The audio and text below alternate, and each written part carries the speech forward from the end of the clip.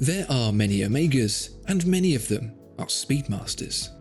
Of those Speedmasters, many are Moonwatches, and of all the Moonwatches, a significant amount are special editions for the Apollo program. Not only is this one of them, but it's also the coolest Omega you can get today. Here are 3 reasons why.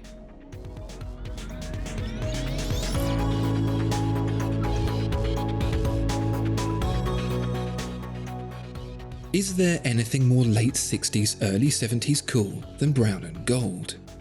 Like Rolex's GMT Master 2 CHNR, this Omega Speedmaster Apollo 11 50th anniversary takes that same distinctly warm colour palette and transforms what is usually a very stark and functional watch into something completely different. And the difference is apparent all the way down to the details. This isn't just a Speedmaster with a gold case and bracelet and a brown bezel. For the £26,480 asking price, Omega has really gone to town with it in a way befitting the achievements of Messrs Armstrong, Aldrin and Collins. We can start with the gold itself. It's not just plain old 18-karat gold. No, that would be too boring. It's what Omega calls Moonshine gold instead.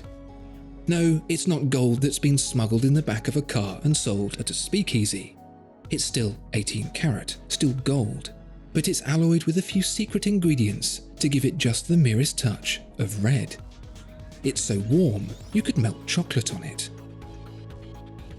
Which is exactly what it looks like Omega has done for the bezel, because the inlay isn't just anodized aluminium like the standard watch. It's lovely, glossy ceramic.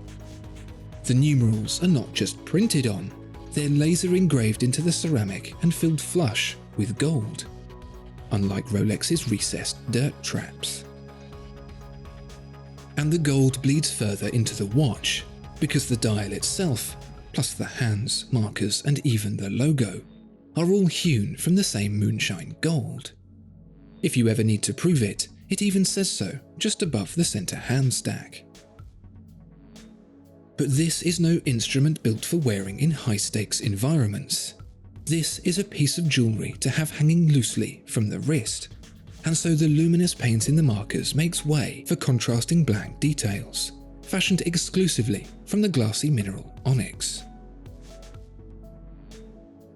The front is pretty cool in a laid-back, let's not force the moon landing thing down people's throats kind of way. But it is a Moonwatch after all, and so this timepiece couldn't get away without mentioning it. But when it does so in style. Before we get to that though, we need to find it, and it's on the back that we do. You almost don't notice anything other than the immense eye candy that is the caliber 3861, a thoroughly modern hand-wound mechanical chronograph, if there can be such a thing. It gets chronometer certification. It gets a free-sprung balance with silicon coil, anti-magnetic to 15,000 Gauss. Oh yes, and it's plated up to the eyeballs in gold. If there was ever a way to make a movement look even more impressive, and F. Pigeon knows this, it's with gold. And by dipping all the plates in the stuff, it leaves the many monochrome levers and screws standing in contrast against them, making it easier to appreciate the workings of the mechanism and try to understand how it all works. And there's no better format to try and figure out a chronograph than a horizontal clutch, manual wind movement like this one. As for the anniversary thing, it almost disappears under the glow of all that moonshine, but it's there around the outside. You've got the anniversary date range in red, opposite the limited number of 1014. Weird number, we'll get to that later. But it's the ring inside of that we're really interested in. Between all the usual stuff about anniversaries and being the first watch on the moon, there's a depiction of 2 worlds, ours and our satellite, the moon. Our world is nicely depicted in blue and gold on one side, but it's the moon that demands a second look. It's not a picture like the Earth is, it's a piece of rock. A piece of rock that came from the moon, no less. Known as lunar meteorite, the fragment was torn away from the Moon by one of the many impacts that gives our orbital neighbour its characteristic pattern. Never mind the cherry on the cake, it's the Moon on the Moonwatch. So yeah, it's a pretty cool watch, but you might be wondering where Omega got the idea to dress up a Speedmaster in an outfit that hasn't been on trend since the middle of last century. Well, here's the coolest part of it all. This isn't the first Omega to look like this. In 1969, after the successful first landings on the Moon, which, you may have heard, also made the Omega Speedmaster the first watch worn on the Moon, Omega decided to celebrate with a run of very special Speedmasters limited to just, you guessed it, 1,014 pieces. Several were given to the astronauts, one to the president, and the rest were distributed to the public. This watch too had the gold case, bracelet and dial, onyx markers and burgundy bezel, exactly like the modern version, which makes this new one the perfect send-off to the last 50 years between the moon landings and now. And so many of the little details from that watch make it into this one here.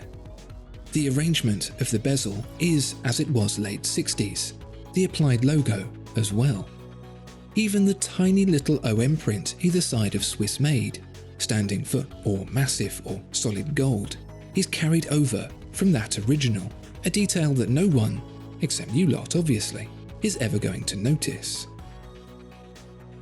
So what could be cooler than not only having a Moonwatch with a real piece of moon in it, or one made out of gold with laser-etched ceramic and layered with onyx, or one with an evolution of that original movement with all the modern frills, than one that not only honours the 50th anniversary of the moon landings, but the 50th anniversary of the watch given to the astronauts as well. Never mind all the Apollo business, the Moonshine Omega Speedmaster 50th anniversary is just out and out the coolest watch Omega has for sale right now. It's not cheap, but it does somehow manage to take an iconic piece of watchmaking design and completely refresh it, even if it is in clothes that have been in the closet since the 1960s. Discover more exceptional watches at Watchfinder. Thank you so much for watching this video. If you enjoyed it, please do consider giving it a like and subscribing to the channel. If there are any watches you'd like to see featured, please let us know in the comments below.